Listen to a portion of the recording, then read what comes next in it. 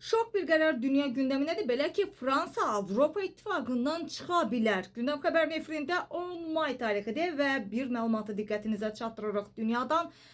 Belə ki, Fransa Rusiya enerji daşıyıcılarının idxalına qoyulan qadağaya görə Avropa İttifaqını tərk eləməlidir. Bu bəyanat da Fransanın Vətənpərvərlər Partiyasının lideri Florian Philippot çıxış eləyib və qeyd eləyir ki, siyasətçi öz fikirlərini X sosial media hesabındakı paylaşımında yazıb və belə qeyd eləyir ki, ölkənin birliyi tərk etməsi artıq zərurətə çevrilib.